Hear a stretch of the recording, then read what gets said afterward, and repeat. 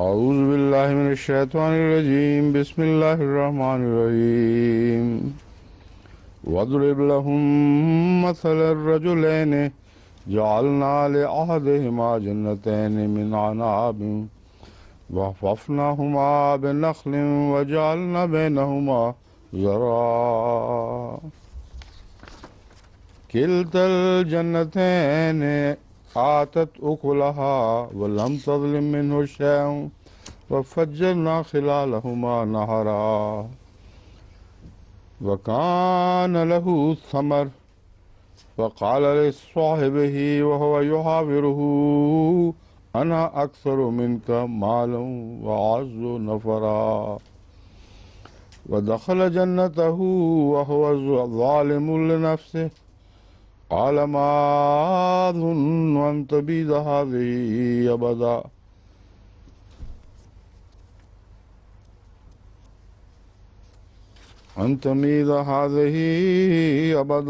وما أظن الساعة قائمة ولئن رددت إلى ربي لأجدن خيرا منها منقلبا قال له صاحبه وهو يحاوره أكفرت بالذي خلقك من تراب ثم من نطفة ثم سواك رجلا لكن هو الله ربي ولا أشرك بربي أحدا ولولا إذ دخلت جنتك قلت ما شاء الله لا قوة إلا بالله إن ترني أنا أقل منك مالا وولدا وعسى ربي أن يؤتيني خيرا من جنتك ويرسل عليها حسبانا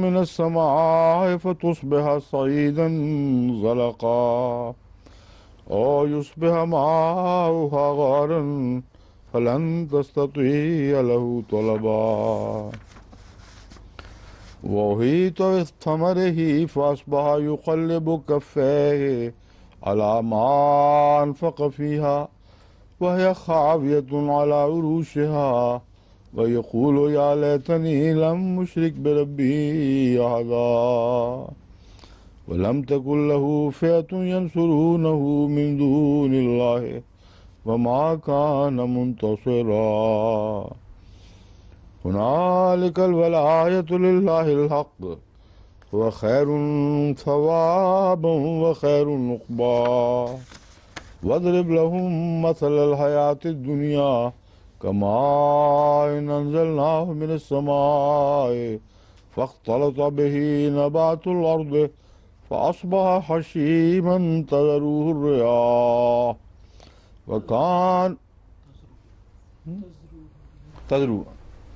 فأصبح هشيما تذروه الرياح وكان الله على كل شيء مقتدرا المال والبنون زينة الحياة الدنيا والباقيات الصالحات خير عند ربك ثوابا وخير أملا ويوم نسير الجبال وترى الأرض بارزة وحشرناهم فلم نغادر منهم أحدا وعرضوا على ربك صفا لقد جئتمونا كما خلقناكم أول مرة بل زعمتم أن لن نجعل لكم موعدا ووضع الكتاب فترى المجرمين مشفقين مما فيه ويقولون يا ويلتنا ما لهذا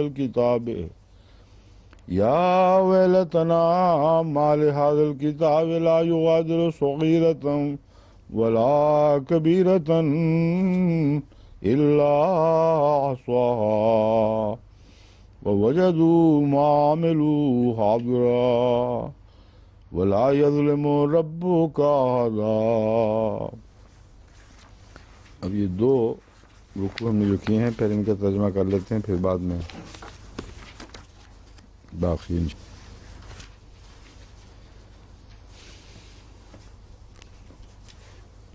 پہلے اس سے وہ آیت گزر چکی ہے جس میں موٹے ریشم اور پتلے ریشم کا ذکر گزرا تھا کہ وہاں موٹے ریشم بھی پہنے ہوئے ہوں گے اور باریک ریشم بھی پہنے ہوئے ہوں گے، کنگن پہنائے جائیں گے سونے کے، ان کے دامن میں نہریں بہیں گی اور تختوں پر ٹیک لگائے بیٹھے ہوں گے۔ بہت ہی عمدہ جزا ہے اور بہت ہی اچھی آرام گاہ ہے۔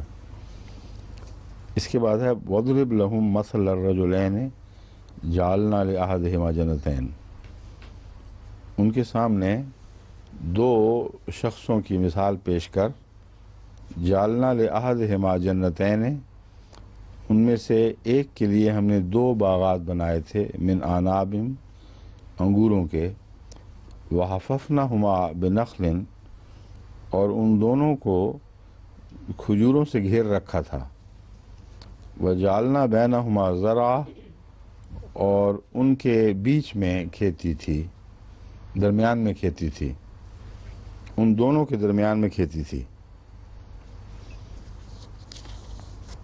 ابھی اس کو اچھی طرح سمجھ لیں۔ ایک تو یہ کہ انگور بھی تھے اور کھجوریں بھی تھیں۔ کھجوروں سے انگوروں کو گھیرنا یہ اس لیے اہم ہے کہ بعض دفعہ جہاں ہوائیں تیز چلتی ہیں وہاں اونچے درخت کنارے پر لگانے پڑتے ہیں، اور بہت سے سندھ میں ایسے علاقے ہیں جہاں ان اونچے درختوں کے بغیر حفاظت نہیں ہو سکتی، ایسے پھلوں کی جو نسبتاً نازک ہیں، اور انگوروں کے گچھے اگر ہوا سے ٹکرائیں تو وہ ٹکرا کر پکنے سے پہلے ہی سارے خراب ہو جاتے ہیں۔ تو ان کے لیے جو باڑ لگائی وہ بھی کھجوروں والی باڑ تھی، یعنی دونوں ہی فائدہ مند نفع بخش چیزیں تھیں، اور کھیتیوں کو محفوظ کرنے کے لیے ان باغات کے بیچ میں کھیتیاں تھیں۔ چنانچہ خاص طور پر سندھ کے علاقے میں یہ بات زیادہ سمجھ آتی ہے، وہاں جن لوگوں نے وہاں کاشتکاری کی ہے وہ جانتے ہیں کہ کھیتیوں کو بھی تیز ہواؤں سے بچانے کے لیے باغات کی اوٹ دینی پڑتی ہے، اور وہ بہترین زمیندارہ ہے جس میں یہ نقشہ ہو کہ حفاظت کے لیے جو درخت ہیں وہ بھی پھل والے ہوں، اندر بھی پھل کی حفاظت ہو رہی ہو، اور ان دو باغوں کے درمیان اگر کھیتیاں اگائی جائیں تو کھیتیاں بھی ہر قسم کی طوفانی ہواؤں سے محفوظ رہیں گی۔ یہ نقشہ ہے جو قرآن کریم کھینچ رہا ہے۔ دو کی وجہ سمجھ آئے گی آپ کو کہ دو کیوں ہیں۔ ہوائیں جہاں صبح کے وقت ایک طرف سے چلتی ہیں، شام کو دوسری طرف سے چلتی ہیں، یہ عموماً وہ علاقے ہیں جہاں جو ساحلی علاقے ہوں، ان میں ہر طرف سے ہوا کے آنے جانے کا امکان نہیں ہے کہ چاروں طرف یہ سلسلہ قائم کیا جائے۔ ایسے علاقوں میں مارننگ بریزز اور ایوننگ بریزز بین ہی ایک دوسرے کے متقابل ہوتی ہیں، مخالف چلتی ہیں۔ اس لیے اگر ایسے ترتیب ہو باغوں کی کہ دونوں طرف سے ہوا خواہ اس طرف سے چلے خواہ اس طرف سے چلے، رستے میں ایک باغ حائل ہو جائے اور بیچ کی کھیتی بہرحال محفوظ رہے گی، اور اسی طرح اونچے کھجور اگر ہوں تو پھر وہ اور بھی پھل بھی بچ گیا اور وہ کھیتی بھی بچ گئی۔ آئیڈیل پلاننگ ہے یہ، ذمہ داروں کو اس سے استفادہ کرنا چاہیے۔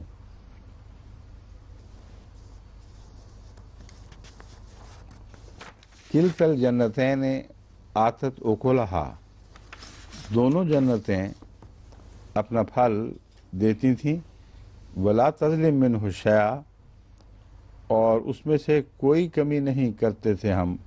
کلتا الجنتین آتت اکلہا ولم تظلم منہ شیئا، دونوں باغ کہنا چاہیے جنتوں کی بجائے، پھر کمی نہ کرتے کا مضمون سمجھ آئے گا۔ دونوں باغات آتت اکلہا اپنا پھل لاتے تھے، ولم تظلم منہ شیئا، اور اس میں کوئی کمی نہیں کرتے تھے، وفجرنا خلالہما نہرا، اور ان کے بیچ میں نہریں جاری تھیں۔ تو جو دونوں طرف کھیتوں کو بھی سیراب کرتی تھیں، باغات کو بھی سیراب کرتی تھیں، ایک بہترین نقشہ ہے وہ مثالی ذمہ داری کا جو ایک خاص ماحول میں قائم کیا جا سکتا ہے۔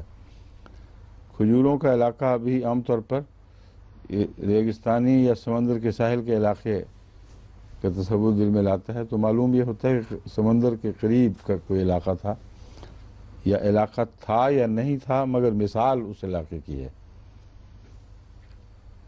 وَكَانَ لَهُ ثَمَرٌ، اور اس کے لیے جو مالک تھا اس کا، اس کے لیے بہت پھل تھا، یعنی اس کے بہت مالدار تھا پھل سے۔ فَقَالَ لِصَاحِبِهِ وَهُوَ يُحَاوِرُهُ أَنَا أَكْثَرُ مِنْكَ مَالًا وَأَعَزُّ نَفَرًا، اس نے اپنے ساتھی سے کہا جب وہ اس سے گفتگو کر رہا تھا کہ میں تجھ سے مال میں بھی اور نفری میں بھی زیادہ طاقتور ہوں، میرے پاس پھل بھی زیادہ ہے اور کام کرنے والے ہاتھ بھی زیادہ ہیں۔ وَدَخَلَ جَنَّتَهُ وَهُوَ ظَالِمٌ لِنَفْسِهِ، وہ جنت میں یعنی اپنے باغ میں داخل ہوا۔ یہاں جنتین کی بجائے جنت کو اسم جنس کے طور پر پیش فرمایا گیا ہے کہ اس باغ والے علاقے میں جس میں یہ باغات تھے اس میں وہ داخل ہوا۔ ظالم لنفسہ، وہو ظالم، اور جب کہ وہ اپنے نفس پر ظلم کرنے والا تھا، ایسی حالت میں داخل ہوا کہ خود اپنے نفس کے خلاف بیہودہ باتیں کرتا رہا، جن کا نتیجہ یہ نکلنا تھا کہ جن باتوں کا نتیجہ اس کے نفس کے خلاف نکلنا تھا۔ یہ مطلب ہے ظالم لنفسہ، ظالم لنفسہ کے دونوں معنی لیے جا سکتے ہیں۔ ایک یہ کہ اپنے نفس پر ظلم کرنے والا، قرآن کریم میں ایک جگہ لے کے حوالے سے یہ معنی بھی آیا ہے۔ تو سوال یہ ہے کہ وہ ظلم کن معنوں میں ہے، حق میں یا مخالف؟ تو یہاں مخالف ظلم مراد ہے۔ قال ما اظن ان تبید هذه ابدا، مخالف ظلم جو میں نے کہا یہ شاید اس سے آپ لوگوں کو تھوڑا سا الجھاؤ پیدا ہو جائے۔ نفس کے حق میں جو بھی کرتا تھا وہ ظلم ہی کرتا تھا، یہ معنی ترجمہ کرنا زیادہ آسان ہے۔ ایسی حالت میں کہ جو اپنے نفس کے حق میں باتیں کر رہا تھا وہ دراصل نفس کے لیے ظلم ثابت ہو رہی تھیں۔ قال ما اظن ان تبید هذه ابدا، وہ یہ کہتا تھا کہ میں تو گمان نہیں کر سکتا یا نہیں کرتا کہ یہ میری جنتیں، یہ باغات، یہ نعمتیں کبھی بھی ہلاک ہوں گی۔ یہ تو ایسا اعلیٰ انتظام ہے جس کو ہر طرح سے محفوظ رکھا گیا ہے، اور یہ کبھی برباد ہونے والا باغ نہیں ہے، یا یہ باغات اور یہ کھیتیاں ہمیشہ اسی طرح سرسبز و شاداب رہیں گے۔ وما اظن الساعۃ قائمۃ، اور اگلی بات ساتھ یہ کہہ گیا کہ میں یہ بھی یقین نہیں کرتا کہ قیامت کی گھڑی کھڑی ہوگی، یعنی قیامت آئے گی۔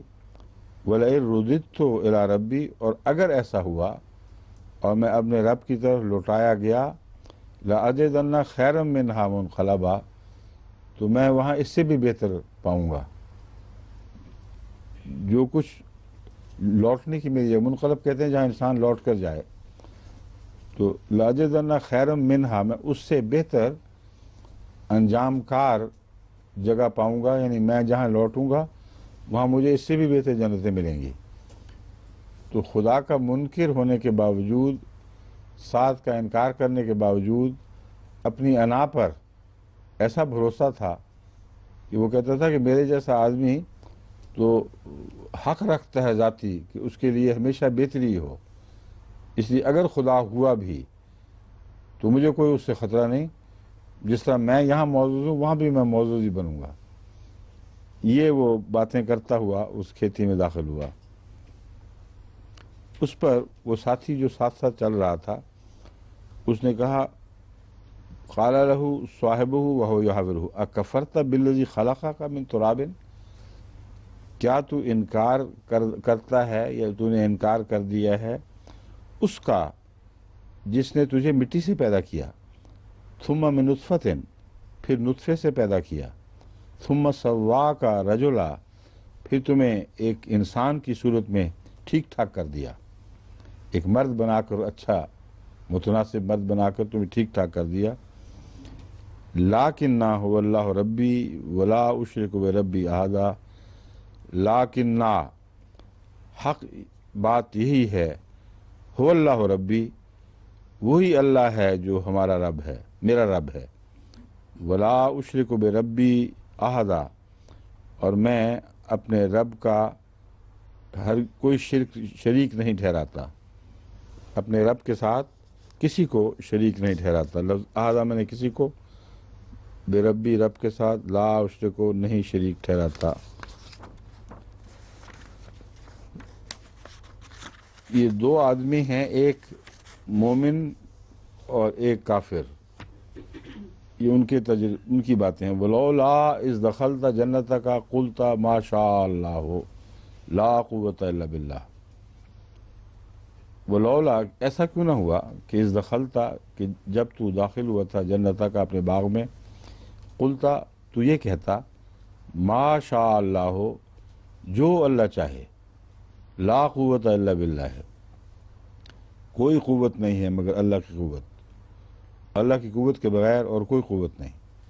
इन तरह ने अना अक़ल्ल मिनका मालूम व वलदा, अगर तूने ये देखा था कि मैं तुझसे माल और औलाद के लिहाज से या नफरी के लिहाज से कमतर हूँ।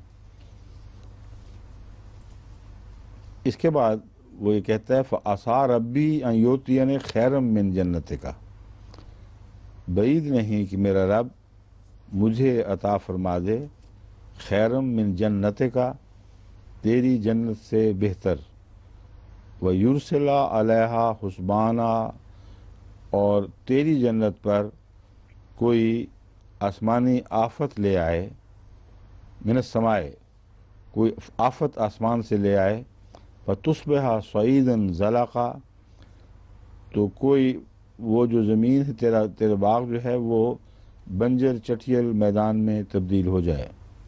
सईदन मैदान चट और ज़लक़ कहते हैं चट इसको बंजर को, क्यों जी ज़लक़ है ना बंजर। और युस्बिहा माउहा गौरन फलन तस्ततिया लहू तलबा, या उसका पानी इतना गहराई में ले जाए कि तुझे ताकत ही ना हो कि उसे खींच लाए, तलबन उसे वापस ले आए ऊपर। ये है वो मज़मून। पेशतर इससे कि आगे बढ़ें ज़रूरी है कि ये मालूम किया जाए कि ये कोई मुअय्यन वाक़या किसी के मुतल्लिक है या महज एक मिसाल है। मिसाल है तो क्या माने हैं, वो कौन लोग हैं,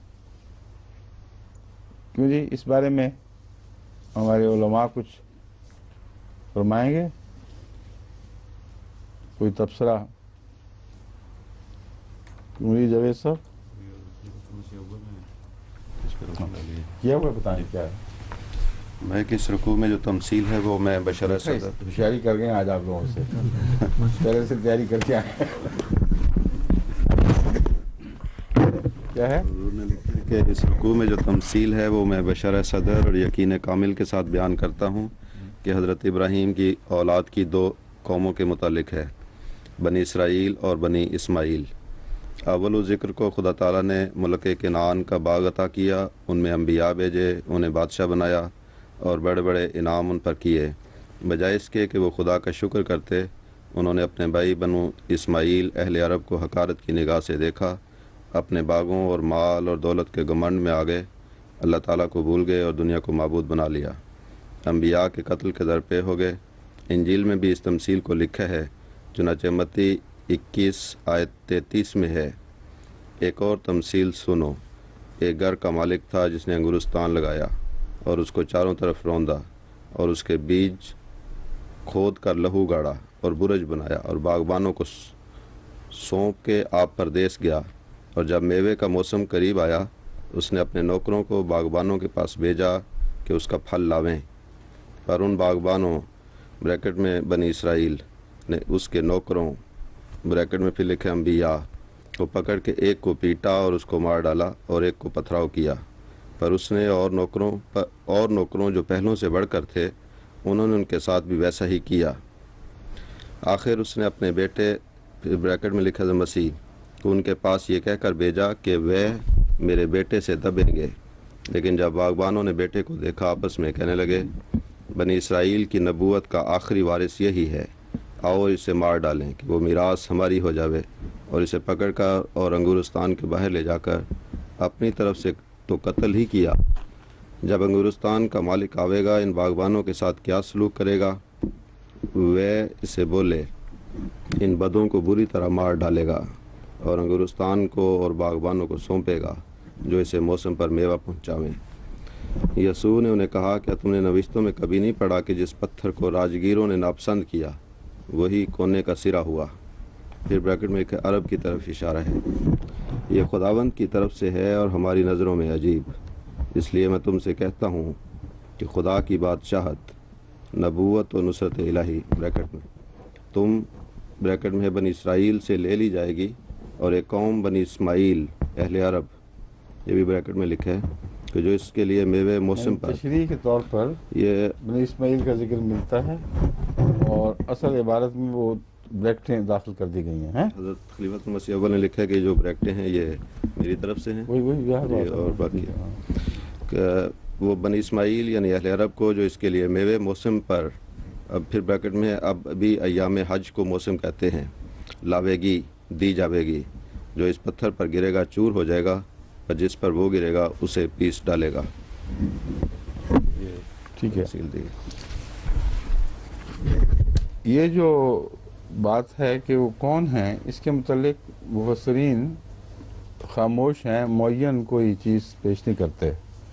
حضرت مسلم موعود نے تفسیر کبیر میں جو اس مضمون کو چھیڑا ہے، تو آپ نے یہ فرمایا ہے کہ کوئی معین ایسے باغ والے تلاش کرنا ایک عبث کام ہے، کیونکہ یہ تو ایک فطری بات ہے کہ جب بھی کوئی شخص اپنے باغات اور کھیتی باڑی کے لحاظ سے اپنے ہمسائے سے بہتر ہو تو وہ اس پر تفاخر کیا کرتا ہے، اور عام طور پر بگڑی ہوئی قومیں اسی طرح کرتی ہیں، شاید ہی کوئی نیک ہوگا جو خیال کرے گا۔ تو اس لیے یہ کوئی ایسی تمثیل نہیں ہے جو ماضی سے تعلق رکھتی ہو، معین واقعہ سے۔ یہ ایک ایسی تمثیل ہے جس کا گویا اسلام کے ساتھ اور آئندہ ہونے والے واقعات سے تعلق ہے۔ حضرت خلیفۃ المسیح اول رضی اللہ تعالیٰ عنہ نے جو پاکستان کی مثال پیش فرمائی ہے، یہ اپنی ذات میں اس آیت کے حوالے کے بغیر بھی بڑی واضح اور قطعی ہے، مگر اس آیت کی تفاصیل اس پہ چسپانی ہوتی ہیں۔ یعنی اگر آپ زیادہ غور کریں تو سوال یہ ہے کہ ایک طرف وہ ہے جو جس کا باغ ہمیشہ پھل دیتا ہے، اگر وہ بنی اسرائیل ہیں تو ان کے باغ تو پھل دیتے تھے اور ان میں کوئی خرابی نہیں آتی تھی۔ سمجھے ہیں نقطہ کہ نہیں سمجھے؟ یہ جو مثال ہے یہ کہہ رہی ہے کہ وہ جو بگڑ گیا، جس کو یہ کہا گیا کہ تم سے بہتر مجھے دے دیا جائے گا، اس کے باغات میں کوئی خرابی نہیں تھی، وہ تو مسلسل پھل دیتے رہے، اور پھل دیتے ہوئے اجاڑے نہیں گئے، لوٹے نہیں گئے، ان کے نوکروں نے ان کو پھلوں کو لے کر ضائع نہیں کیا اور اپنے مالکوں کو برباد نہیں کیا۔ قرآن کی تمثیل یہ بیان کر رہی ہے، اس لیے اسے بین ہی پاکستان پر چسپاں کرنا مشکل ہے۔ پاکستان کی تمثیل تو ایسی قوموں کا ذکر کر رہی ہے جو شروع ہی سے ظالم چلی آ رہے ہیں، جو خدا کے پھل کو ضائع کرتے چلی جا رہے ہوں، اور ان میں خدا نے مسیح کو بھیجا، اس کی بھی مخالفت کی، پھر خدا خود آیا، یعنی وہ جو خدا تعالیٰ کی صفات کا کامل مظہر تھا۔ اس لیے وہ جو تمثیل ہے وہ اپنی ذات میں کافی ہے، اور نتیجہ وہی نکلتا ہے کہ بنو اسماعیل کو بادشاہت مل جائے گی۔ مگر بنو اسماعیل کو بادشاہت مل جانا یہ ایک قسم کا موازنہ ایسا ہے جو مجھے ذاتی طور پر اس تمثیل میں دکھائی نہیں دیتا۔ اس میں ایک تسلسل ہے، حضرت عیسیٰ علیہ السلام بنی اسرائیل میں سے تھے، اور بنی اسرائیل کے ارتقاء کو مسلسل آگے بڑھا کر حضرت عیسیٰ تک پہنچایا گیا ہے، اور ان سے چھیننے کی بحث نہیں ہے کوئی۔ ایک نبی آیا، پھر اس سے اعلیٰ درجہ کے نبی آیا، جب وہ آیا تو سرکش قوموں کو اس نے زیر نگیں کر لیا۔ یہ تصویر ہے جو پاکستان سے ابھرتی ہے، لیکن اس تبصرے کے باوجود حضرت خلیفۃ المسیح اول رضی اللہ تعالیٰ عنہ کا یہ مسلک میرے نزدیک 100% درست ہے کہ اس باغ میں اور بعد میں آنے والے اس ساتھی کا یہ اعلان میں کہ مجھے خدا بہتر دے سکتا ہے، اس سے اسلام اور اسلام سے پہلے کی قومیں ہیں، خواہ ان کو بنی اسرائیل اور بنی اسماعیل کے طور پر دیکھو، یا محض اسلام سے پہلے کا جو اسرائیلی مذہب اور جس میں حضرت عیسیٰ علیہ السلام کا مذہب بھی داخل ہے، یعنی کتاب اس کو تورات اور انجیل دونوں کی قوموں کو اکٹھا دیکھیں تو یہ تمثیل صادق ان معنوں میں آئے گی کہ واقعتاً ان قوموں کو خدا تعالیٰ نے دنیا میں بہت بڑی نعمتیں عطا کی ہیں، دنیا میں نعمتیں عطا کی ہیں اور متکبر بن گئے ہیں وہ۔ جس طرح انہوں نے اپنی دنیا کی کھیتیوں کو آراستہ بھی کیا اور محفوظ بھی کیا، اور جس طرح کھیتی باڑی کے علم کو آگے بڑھایا ہے، اس کی کوئی مثال پہلے دکھائی نہیں دیتی۔ اور یہ جو میں ترجمے کے ساتھ یہ تشریح آپ کی خدمت میں پیش کر رہا ہوں، اس کی ایک بڑی وجہ یہ ہے کہ سارا سورہ کہف کی طرز بیان ہی ایسی چلی آ رہی ہے۔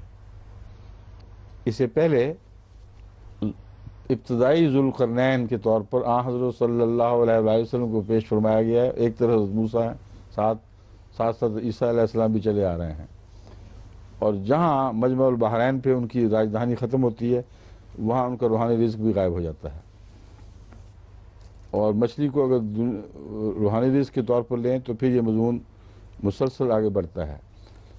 پھر ذوالقرنین کی آگے بحثیں ہیں جس سے پتہ لگتا ہے دو قومیں ہیں، ان کا آپس میں مقابلہ ہے، اور یہ دو مختلف قوموں کے آپس کے موازنے اور ایک کا دوسرے کے ساتھ کیا تعلق ہوگا اور کس حد تک ہوگا، کب وہ کاٹا جائے گا، کب حالات بدلیں گے، یہ مسلسل یہی مضمون ہے۔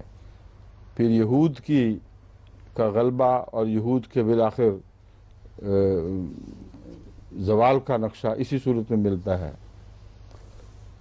پھر عیسائیت کی ترقی اور ترقی کرتے کرتے بہت آگے بڑھ جانا، اور آغاز میں عیسائیوں کی قربانیاں اور اس کے بعد ان کا زیر زمین چلے جانا، یہ مسلسل یہی مضمون ہے جو آگے بڑھ رہا ہے۔ اور یہ جو نتیجہ یہاں نکلا ہے کہ زلاقہ والا، یہ قرآن کریم شروع میں نکال چکا ہے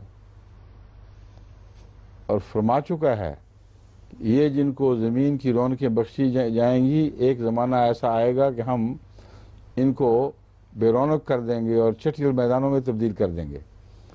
یہی مضمون ہے جو طٰہٰ میں آگے بڑھا دیا گیا ہے اور خوب کھول دیا گیا ہے۔ تو مجھے تو بالکل قرآن کریم کے اندر جو تسلسل سے اس مضمون کو بڑھایا جا رہا ہے اس میں کوئی شک نظر نہیں آتا کہ ان کی مادی دنیاوی ترقی ہے، وہ جو تمثیل ہے وہ روحانی بادشاہت کی تبدیلی کی تمثیل ہے۔ یہاں ان کے ابتدائی طور پر مادی ترقی کا ذکر چل رہا ہے، وہ غیر معمولی ہوگی، وہ ان قوموں کو متکبر بنا دے گی، اور ایسا حال ہوگا کہ اس کے مقابل پر اسلام ایک قسم کا پسماندہ، اسلام کا علاقہ پسماندہ علاقہ کہلائے گا، ان کے زیر نگیں ہوگا، اور ان کے اندر سائنسی ترقی وہ نہیں ہوگی جس کے نتیجے میں ان کی محنتیں غیر معمولی پھل لائیں۔ یہ جو باغ کی ترتیب تزئین سب کچھ بتائی جا رہی ہے، بتاتی ہے کہ صرف کھیتی کی بحث نہیں ہو رہی۔ اللہ تعالیٰ آگے جا کے پھر فرمایا کہ یہ تمثیلات ہیں، مراد ہے کہ وہ لوگ جنہوں نے اپنی اکانومی کو بڑی حکمت سے مرتب کیا ہے اور ہر بات کا خیال رکھا ہے، انہوں نے اپنے اکانومی کو ایسا درست کر لیا ہے کہ وہ ہمیشہ بھرپور پھل لاتی ہے۔ وہ اکانومی اگر برباد ہوگی تو آسمان سے اترنے والی آفتوں سے ہو سکتی ہے، ورنہ نہیں ہو سکتی۔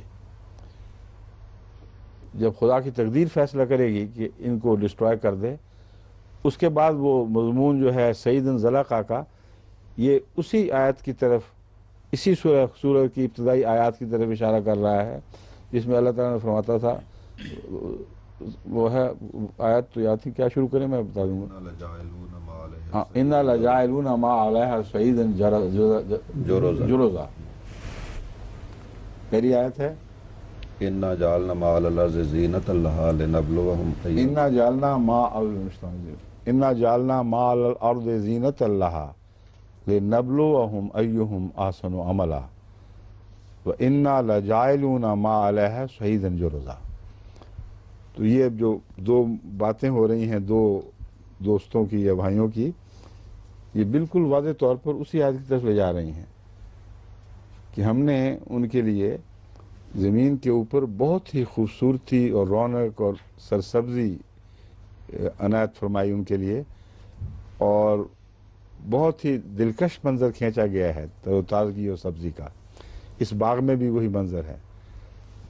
پھر اللہ تعالیٰ فرماتا ہے اِنَّا لَجَاعِلُونَ مَا عَلَيْهَا صَعِيدًا جُرُزًا، ہم اسے بالکل چٹیل میدان، بے آب و گیا وادی کے طور پر، زمین کے طور پر تبدیل کر دیں گے۔ اس کی وجوہات کیا ہیں، تبدیل کرنے کا کیا استحقاق ہے، اس بحث میں یہ مثال مضمون کو کھول دیتی ہے کہ ان کا تکبر، ان کی انا، عملاً ان کا آخرت سے مایوس ہو جانا، یا یہ عقیدہ رکھنا کہ ہم مر کے ہم جی نہیں اٹھیں گے اور دوبارہ ہم سے کوئی سوال جواب نہیں ہوگا، یہ مضمون قطعیت کے ساتھ ان قوموں پر صادق آ رہا ہے۔ اسی لیے سورہ کاف نے بالآخر انجام کار اسی مضمون کو دوبارہ چھیڑا ہے۔ افحسب الذین کفروا ان یتخذوا عبادی من دونی اولیاء انا اعتدنا جہنم للکافرین نزلا الذین ایک بتائیں آپ کو پڑھیں۔ ہاں، قل هل ننبئکم بالاخسرین اعمالا الذین ضل سعیهم فی الحیاۃ الدنیا وهم یحسبون انهم یحسنون صنعا اولئک الذین کفروا بآیات ربهم ولقائہ۔ ہاں، وہ جو لقائی ہی والی بات ہے اس سے انکار، یہ بالکل وہی بات ہے جو یہ کہہ رہے ہیں کہ ہم نہیں سمجھتے کہ ہم کبھی بھی ہلاک ہوں گے۔ اور اسی مضمون کو ان صورتوں میں جہاں ایٹامک ہلاکت کا ذکر ہے اسی طرح بیان فرمایا ہے کہ جمع مالہ عددا یحسب ان مالہ اخلدا، اس نے بے شمار دولتیں کمائی ہیں، اس سے مراد ایک تمثیل ہے، مراد قومیں ہیں، وہ امیر قومیں جنہوں نے بے شمار دولتیں کما لیں اور یہ سمجھتے ہیں کہ اس مال و دولت کے ہوتے ہوئے اس مادی ذرائع کی غیر معمولی برتری کے بعد کون ہو سکتا ہے جو ہمیں ہلاک کرے گا، اس لیے ہم ہمیشہ رہیں گے۔ ان کا آپس میں تعلق ہے، دیکھیں بالکل واضح۔ اور وہیں آگے ایٹامک بم کی خبر دے دی گئی ہے، تو صاف پتہ چلتا ہے کہ یہ ایک ہی قوم ہے جس کی مختلف حالتیں بیان کر کے یہ بتایا جا رہا ہے کہ ان کے لیے ہم نے پہلے سے ایک سزا مقدر کر رکھی ہے، جو ایسی سزا ہے جو آسمانی تقدیر سے تعلق رکھتی ہے۔ انسان کی چالوں یا انسان کی کوششوں سے ان کا اقتدار جو ہے وہ ختم نہیں ہوگا۔ اسی مضمون کی تائید میں وہ حدیث ہے جس میں مسیح کے متعلق فرمایا گیا کہ جب وہ نکلے گا تو اللہ تعالیٰ اسے حکماً وحی کے ذریعے روکے گا کہ اب ہم نے جو جن دو قوموں کو دنیا میں یاجوج ماجوج ہی ہیں، وہ جن کا آگے اسی صورت میں ذکر ہے، ان کو نکالا ہے، دنیا میں کسی کی طاقت نہیں ہے، یعنی مسیح کی بھی طاقت نہیں ہے کہ وہ تلوار کے زور سے ان پر غلبہ پا سکے، اس لیے پیچھے ہٹ جا اور پہاڑ میں پناہ لے۔ اور پہاڑ سے مراد شریعت اسلامیہ، قرآن، محمد رسول اللہ صلی اللہ علیہ وسلم، یعنی ان کے دامن میں آ اور دعا کر۔ تو صاف پتہ چل رہا ہے کہ یہ وہ قومیں ہیں جن کو مادی طور پر شکست دینا کسی انسان کے بس میں نہیں ہے، اور یہی وجہ ہے کہ تلوار کے جہاد کو اس لحاظ سے مسلمانوں کے حق میں معطل کیا، ان کے خلاف نہیں معطل کیا گیا، کیونکہ خدا خود وہی کر رہا ہے عیسیٰ علیہ السلام پر، یعنی جو دوبارہ نازل ہوں گے اس وقت کے مسیح، کہ تم نے تلوار کا جہاد نہیں کرنا۔ اب مولوی کون ہوتے ہیں کہنے والے، لیکن جب وہ کریں گے تو مار کھائیں گے،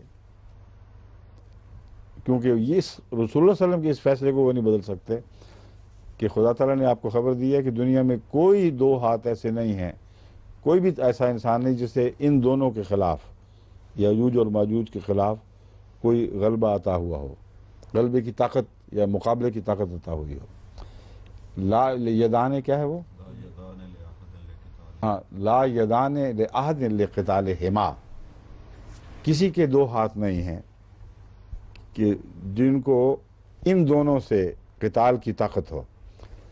اس مضمون میں حضرت مسیح علیہ السلام کا یہ شعر بالکل کھل جاتا ہے، جس پہ بہت چڑھتے اور غیظ و غضب دکھاتے ہیں کہ یہ حکم سن کے جو بھی لڑائی کو جائے گا وہ دشمنوں سے سخت ہزیمت اٹھائے گا۔ کہ یہ حکم ہے خدا کا، اپنا حکم نہیں مراد، اللہ اور رسول کا حکم ہے، میں نے تمہیں پہنچا دیا ہے، تم چاہو تو نہ مانو، چاہو تو مذاق اڑاؤ، تمہاری مرضی ہے، مگر یہ سننے کے بعد تم لڑائی کو جاؤ گے تو ضرور مار کھاؤ گے۔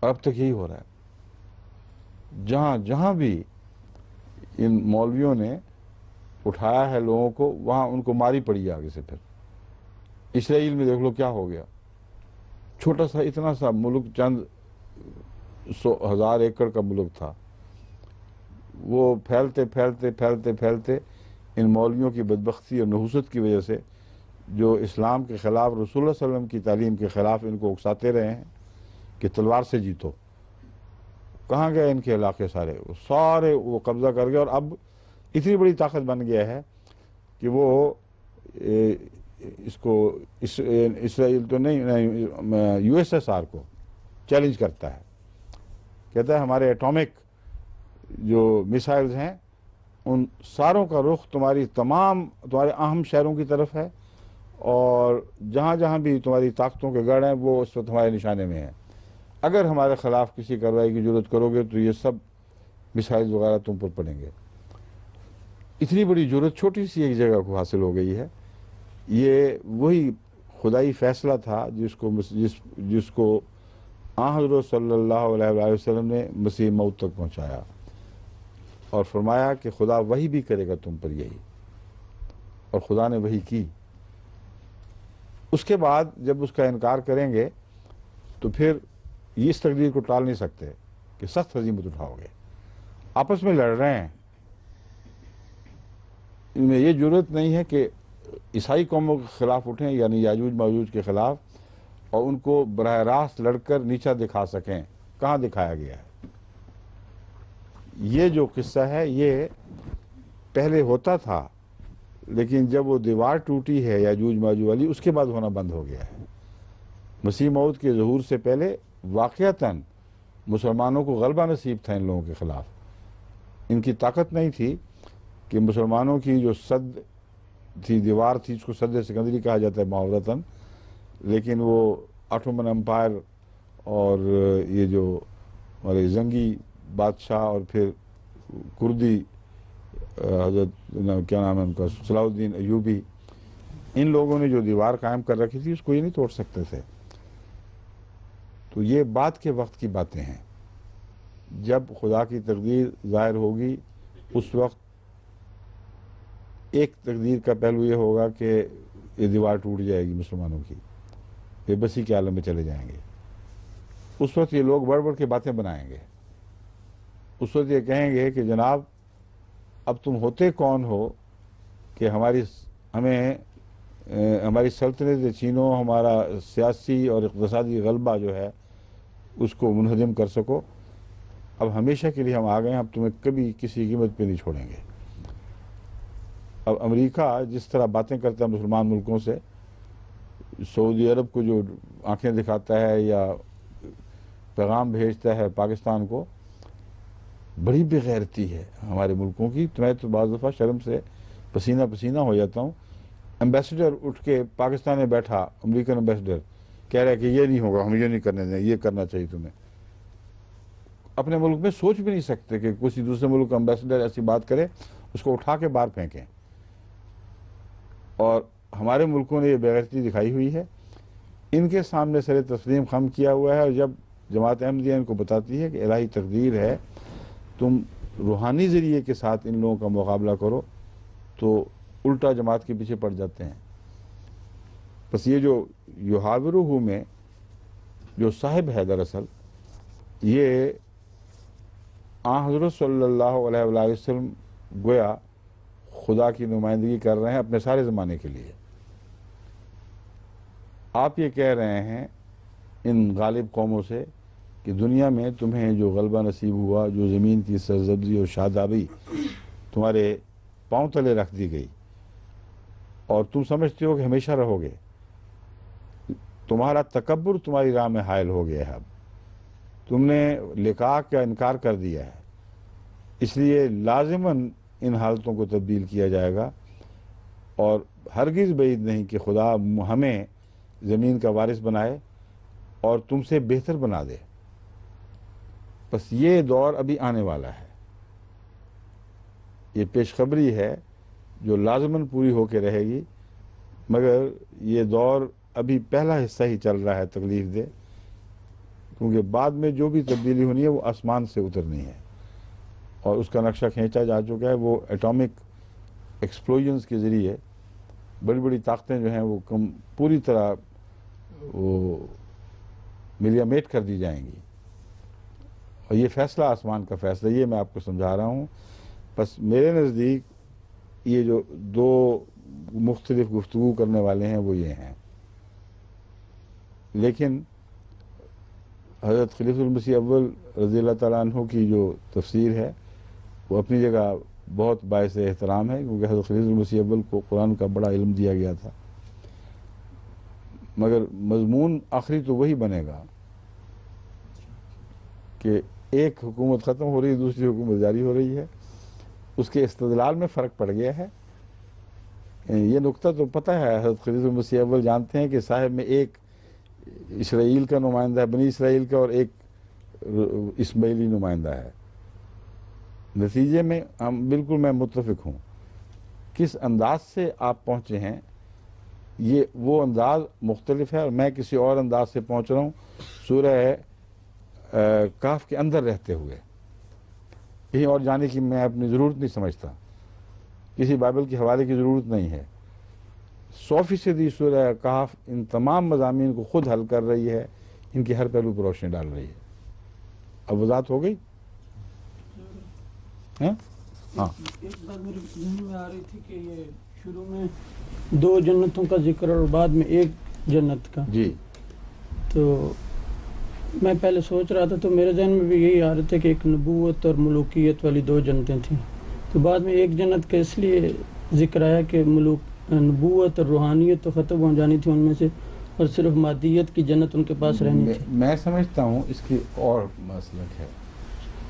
جو 2 جنتیں ہیں وہ ان کے 2 ونگز ہیں, اور یاجوج اور ماجوج کو 2 کر کے ایک مظاہر فرمایا گیا ہے, اس لیے کہ یہ طاقتیں اکیلی نہیں ہیں, بلکہ انہوں نے بٹنا تھا 2 بڑی طاقتوں میں, اور دونوں کی جنتوں پر یہ بات اطلاق پاتی ہے. دونوں عملاً باس بعد الموت کے منکر ہیں. اس لیے میرے نزدیک 2 کی وجہ یہ ہے,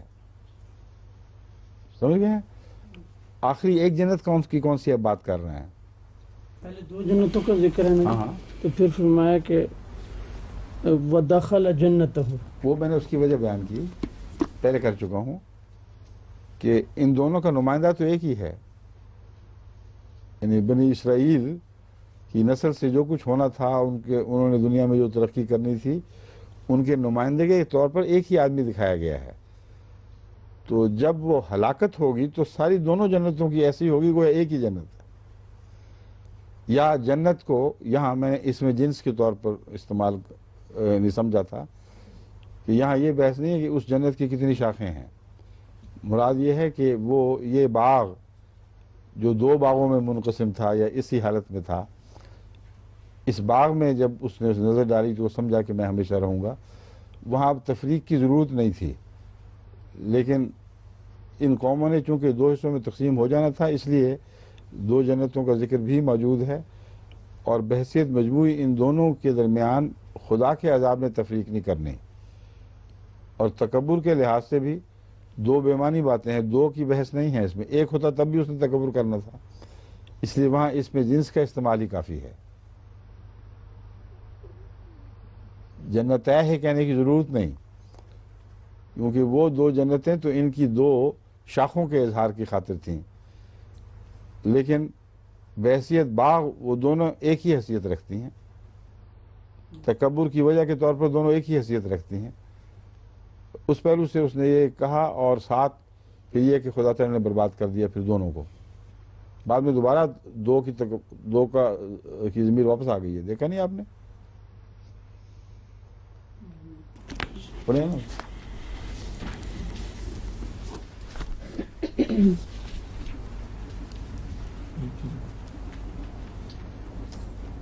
وہ جب ساتھی کہتا ہے تو اس وقت پھر وہ 2 کی ضمیریں استعمال کرتا ہے.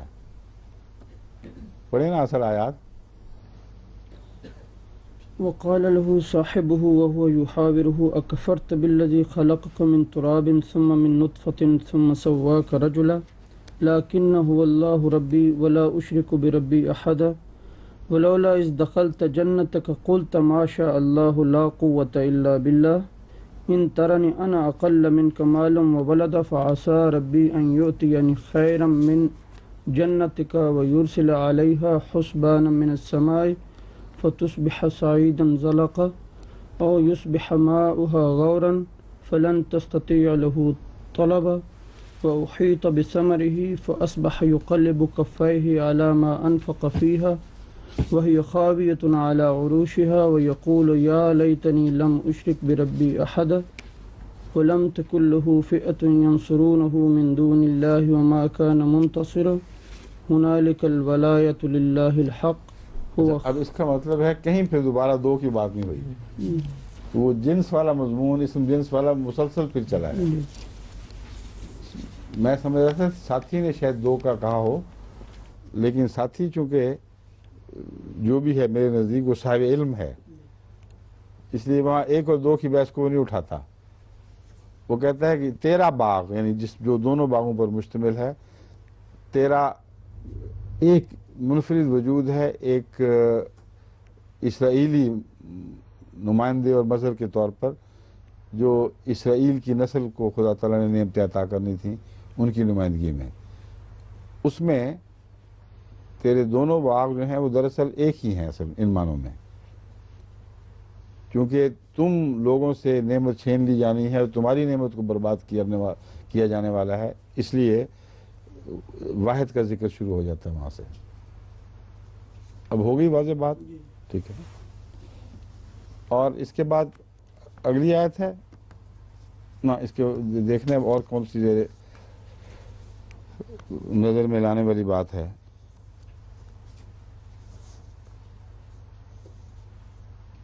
دیکھنا یہاں بالکل ٹھیک ہے. میرا خیال تھا کہ مجھے پوری طرح واضح یا ذہن میں نہیں تھا، تبھی میں نے آپ سے پوچھا تھا کہ 2 کا ذکر کرتا ہے ساتھی ہے 1 کا. عسیٰ ربی ان یؤتینی خیرا من جنتک کا، تو یہ تو نہیں کہ وہ ایک جنت کو بھول ہی بیٹھا ہو. یہ جنت دونوں پر بیک وقت اطلاق پاتا ہے یہ لفظ جنت کا. اچھا، یصبح ماؤہ غورا فلن تستطیع لہ طلبا، یہ بھی پہلے گزر چکا ہے مضمون کہ زمین کو جب اللہ تعالیٰ اس سے پہلی صورت میں آخر پر غورا کا لفظ استعمال ہوا ہے کہ خدا چاہے تو اگر زمین کا پانی زمین نیچے لے جائے تو تم میں کوئی طاقت نہیں ہوگی اسے واپس لاؤ. اور اسی میں آپ سے ذکر بھی کیا تھا کہ یہاں کی جو زمینیں ایسی ہیں جو سطحی طور پر پانی رکھتی ہیں اور جو پانی تیزی سے پھر جو ڈوب جاتا ہے اسے واپس کھینچ کے لا نہیں سکتے. سمجھ گئے؟ یہ سارا مضمون مسلسل مشترک نہ مسلسل چلا آ رہا ہے، ایک دوسرے سے متعلق ہے.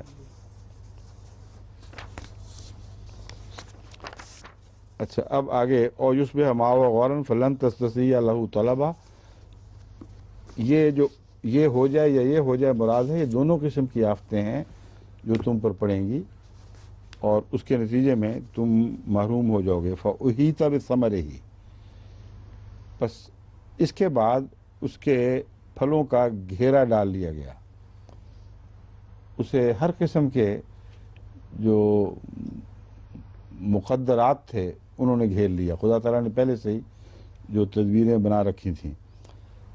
فأصبح يقلب كفيه على ما انفق فيها، ما انفق فيها بتا رہا ہے کہ انہوں نے بے انتہا سرمایہ کاری کی ہے.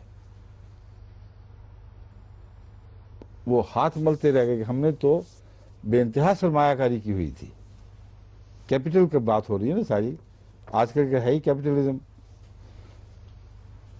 وَهِيَ خَاوِيَةٌ عَلَىٰ عُرُوشِهَا، اور وہ اپنی چھتوں کے بل گر جائے گی، چھتیں نیچے آ پڑیں گی. اب باغ کی تمثیل ختم، مراد ہے ان کی اجتماعی طاقت، ان کا تمدن، ان کا سیاسی عروج اور مالی عروج، اقتصادی عروج وغیرہ، ان سب کا خلاصہ یہ نکالا گیا ہے. یقلب کفیہ علی ما انفق فیہ وہی خاویۃ علی عروشہا ویقول یا لیتنی لم اشرک بربی احدا، اور وہ کہے گا کاش ایسا ہوتا کہ میں نے اپنے رب کا کوئی شریک نہ ٹھہرایا ہوتا. وَلَمْ تَكُنْ لَهُ فِئَةٌ يَنْصُرُونَهُ، اور اس کے لیے کوئی بھی گروہ نہیں ہوگا، کوئی جماعت ایسی نہیں ہوگی، يَنْصُرُونَهُ جو اس کی مدد کریں، من دون اللہ اللہ کے سوا، وما کان منتصرا، اور نہ وہ مدد حاصل کرنے والوں میں سے ہوگا، یعنی ایسا نہیں ہوگا جو کہیں سے مدد حاصل کر سکے. ہنالک الولایۃ للہ الحق، یہ وہ مقام ہے اللہ کی ولایت کا کہ وہی والی ہے ہر چیز کا. للہ الحق، اس اللہ کی ولایت جو حق ہے. یعنی حق جو لفظ ہے یہ خدا تعالیٰ کی صفات میں سے ایک اہم صفت ہے جو بعض دفعہ اسم کے متبادل بھی استعمال ہوتی ہے. الحق جیسے الرحمن ہے، اسی طرح الحق بھی غیر معمولی طاقتور صفات میں سے ہے. تو اللہ جو حق ہے اس کی ولایت وہاں ثابت ہوگی، کھل جائے گی کہ اصل اس دنیا کا مالک کون ہے، ولایت حکومت کس کی ہے اور کس کی فرمانروائی ہے. ہوا خیر ثوابا و خیر عقبا، وہی ہے جو جزا دینے کے اعتبار سے بھی سب سے اچھا ہے اور نیک انجام تک پہنچانے میں بھی سب سے اچھا ہے. وَاضْرِبْ لَهُمْ مَثَلَ الْحَيَاةِ الدُّنْيَا، اب اس دنیا کی زندگی کی مثال جس میں مقابلہ تھا، ایک حضرت صلی اللہ علیہ وسلم کی قوم اور اس سے پہلی قوموں کے عروج کے زمانے کا ان قوموں کی نسبتاً بدحالی کے زمانے سے مقابلہ تھا. اب مضمون کو پلٹ کر دنیا کی زینتوں کی حقیقت کی طرف پھیرا جا رہا ہے تاکہ مسلمان یہ نہ سمجھیں کہ بس یہی مقصود ہے کہ اس کی جنتیں لے کر ان کو دے دی جائے. یہ اللہ تعالیٰ غلط فہمی دور کرنا چاہتا ہے کہ تمہیں اگر جنتیں مل بھی جائیں تو دنیا کی برتری، دنیا کی نعمتیں، دنیا کی جنتیں فی ذات ہی کوئی ایسی چیز نہیں ہیں کہ تم ان پر راضی ہو کر وہی راہ اختیار کر لو جو اس سے پہلے امیر قوموں نے اختیار کی تھی. اس لیے جو جنتیں ان کو عطا ہونی ہیں ان سے ان کا دل ہی اٹھا لیا گیا ہے. بتایا جا رہا ہے کہ اس پہ زیادہ کوئی خاص ایسی بات نہیں، اللہ نے تقدیر ظاہر کرنی تو تھی مگر اسی پر راضی ہو کے نہ بیٹھ جانا، کیونکہ وہ مقصود بذات نہیں ہے.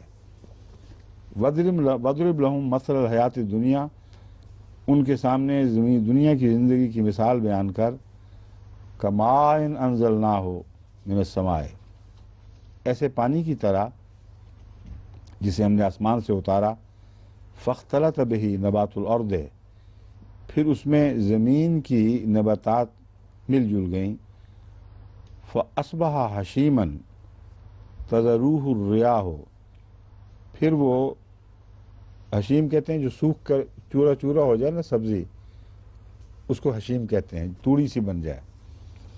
فاصبح حشیما، پھر وہ حشیم ہو گئی، تذروہ الریاح، اسے ہوائیں اٹھائے لیے پھرتی ہیں۔ وَكَانَ اللَّهُ عَلَىٰ كُلِّ شَيْءٍ مُقْتَدِرًا، اور ہر چیز پر اللہ قادر ہے۔ المال والبنون زینۃ الحیات الدنیا والباقیات الصالحات خیر عند ربک ثوابا وخیر عملا، کہ اللہ تعالیٰ جب ان کو نعمتوں سے محروم کر کے تمہیں نعمتیں عطا فرمائے گا تو یہ نہ بھولنا کہ یہ ساری نعمتیں وہ ہیں جو بالآخر خاک ہو جایا کرتی ہیں، اور ان کے مقدر میں ہی سوکھ کر چورا چورا ہو کر بکھر جانا ہے، اور ایسا بکھرنا کہ ہوائیں ان کو اٹھائے لیے پھر ان میں کوئی ذاتی طاقت نہ رہے۔ اس لیے یاد رکھو، المال والبنون، مال اور بنون زینت الحیات دنیا ہے۔ اس نے جو فخر کیا تھا آخر پر نتیجہ یہی نکالا تھا کہ میں مالی لحاظ سے بھی اور نفری کے لحاظ سے بھی تجھ سے زیادہ ہوں۔ تو قرآن کریم نے بھی آخری موازنہ اسی کا کیا ہے کہ مال بنون تو دنیا کی زینت الحیات دنیا ہے۔ انا جعلنا ما علیہا زینت اللہ، اب وہی زینت ہے جس کا ذکر پہلے بھی مختلف رنگ میں ذکر آ چکا ہے۔ ہمارا زینت ہی ہے نا دنیا کی، بس اس سے زیادہ اس کی کوئی حقیقت نہیں۔ ہاں، جو باقی رہنے والی چیزیں ہیں اللہ کے نزدیک وہ صالحات ہیں، نیکیاں ہیں۔ عند ربک ثوابا و خیر عملا، جو خدا کے نزدیک باقی رہنے والی چیزیں ہیں وہ صالحات ہیں، بہتر ہیں تیرے رب کے نزدیک بدلے کے اعتبار سے بھی اور امنگ آرزو کے لحاظ سے بھی۔ یا عملہ جو لفظ ہے یہ بہت اہم ہے اس آیت میں۔ مراد یہ ہے کہ تمہاری آرزوئیں دنیا کی نعمتوں پہ ٹھہرنی نہیں چاہیے۔ اگر دنیا کی نعمتوں پہ تمہاری آرزوئیں ٹھہر جائیں گی تو تمہارا منتہا وہی ہوگا، اس سے آگے نہیں تم بڑھو گے۔ اسی لیے قرآن کریم فرماتا ہے جو یہ کہتے ہیں کہ آتنا فی الدنیا حسنۃ، پھر دنیا ہی ان کو ملتی ہے اور آخرت سے کوئی حصہ نہیں ملتا۔ تو کیسی عمدہ اور گہری نصیحت ہے۔ مسلمانوں کو وعدہ فرمایا گیا ہے دنیاوی طور پر غلبے کا شروع میں، لیکن ساتھ ہی دنیاوی غلبے سے دل بھی ان کا اٹھا دیا گیا کہ دنیاوی غلبہ تو ہو جائے گا مگر اس پہ بیٹھنا ہی رہنا یہ تو بالکل کوئی حیثیت ہی نہیں رکھتا اس ثواب کے مقابل پر جو خدا تعالیٰ نیکیوں کا دیا کرتا ہے۔ پس آرزو کرنی ہے تو اللہ کی رضا کی آرزو کرو، ان نیکیوں کی آرزو کرو جو باقیات ہیں، جو کبھی مٹا ہی نہیں کرتی۔ بس حشیمہ کے مقابل پر لفظ باقیات ہے۔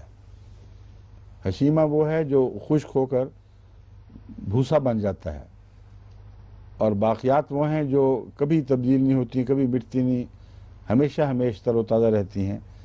تو اس نصیحت پر اس مضمون کو ختم فرمایا گیا۔ بعد میں پھر دوسرا وَيَوْمَ نُسَيِّرُ الْجِبَالَ وَتَرَى الْأَرْضَ بَارِزَةً، یہ رکوع اگرچہ یہاں رکوع ڈالا گیا نہیں، مضمون کا پہلا حصہ یہاں ختم ہوتا ہے۔ بہرحال کل انشاءاللہ اس دوسرے حصے کو شروع کریں گے۔ سمجھ گئے؟ لیں جی، نوٹ کر لیں، اس کو نشان لگا لیں۔